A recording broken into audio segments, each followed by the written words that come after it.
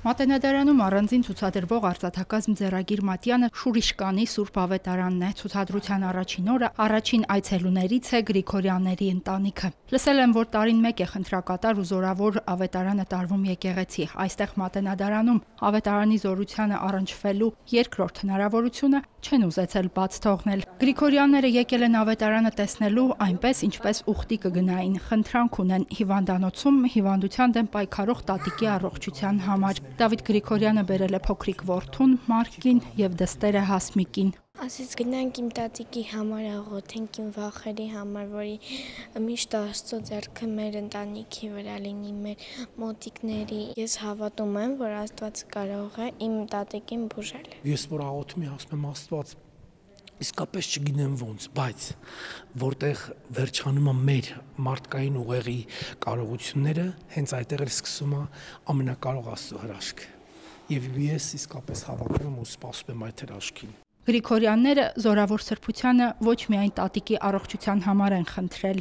Լսելով այս հրաշալի առիթի, ես որոշեցի, որ իմ երեխաներով գալ եւ վերցնել այն օրհնությունը, որի կարիք ունենք յուրաքանչյուր հայ։ Եվ սիրով եմ եկել, բացի ընտանեկան անձնական խնդրանքից, նաև ինձ թվում է, որ յուրաքանչյուր հայր այսօր ունի երկու կարևոր մեծ խնդրանք, դա մեր բոլոր գերիների ազատագրումն է, ազատումն է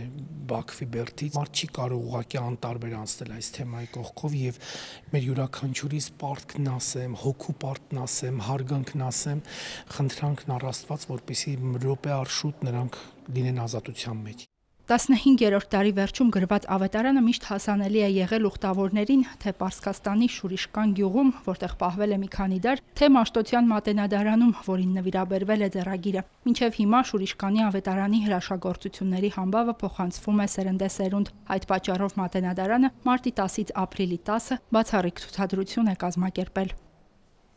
Իր գրեթե պատմության ամբողջ ընթացքում ավետարանը եղել է ուշադրության կենտրոնում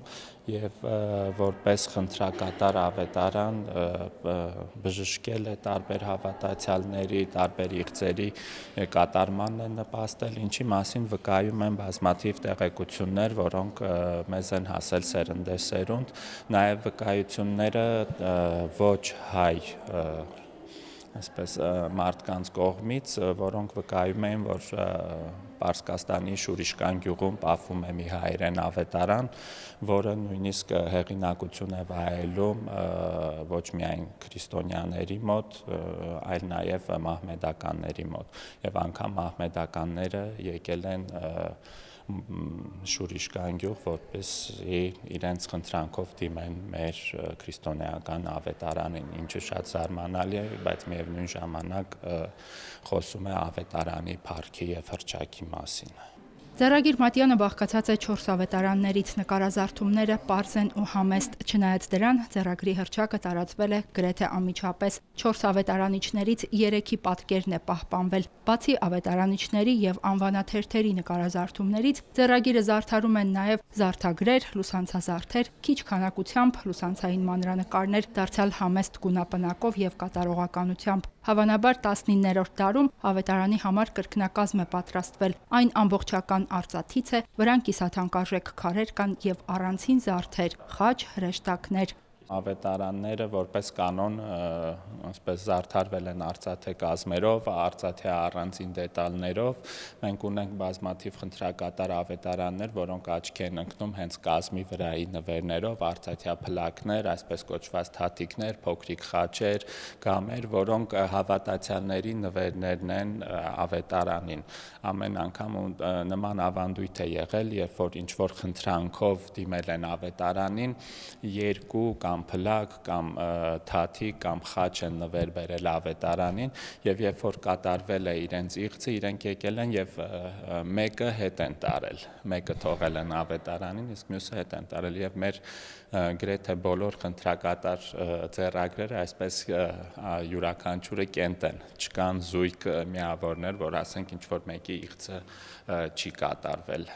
Շուրիշկանի ավետարանը մշտապես մի ընտանիքում է պահվել, սա էլ հազվադեպ պատահող բան է։ Խնդրակատար գիրքը Հայաստան հայրենադարձված ընտանիքի ցանկությամբ էլ նվիրաբերվել է Մատենադարանին։ Սկզբում գրվել է Վասպուրականում, Ասպիսնագյուղում, Քաչբերունիքի, այնուհետև ինչ-ինչ պատճառներով այդտեղից տեղափոխվել է, հայտնի չէ, եւ դրանից հետո արդեն ձեռագիրը հիշատակվում է արդեն Շահ Աբբասի տեղափոխությունների հետ կապված, երբ 17-րդ դարի սկզբին հայերի մեծ տեղափոխություն է լինում շուրջ 500,000 դեպի Պարսկաստանի խորքերը եւ այս ավետարանը իր տերերի հետ անցել է դեպի Շուրիշկան գյուղը, որտեղ էլ արդեն հաստատվել է մինչեւ 1968-ից 72 թվականների այդ մեծ տեղափոխությունը դեպի հայրենիք։ Հաշվի առնելով հավատացյալների եւ ուխտավորների ցանկությունը 2000-ականների սկզբից ավետարանը տարին մեկ անգամ կրկնազատկին տարվում է Մուղնիի Սուրբ Գևորգ։ Այս տարի մինչ կրկնազատկի տոնը այն տեսնելու հնարավորություն կա Մաշտոցյան մատենադարանում։ Հերմինե Հակոբյան, Հարություն Տոլանյան, Եկեղեցական կյանք։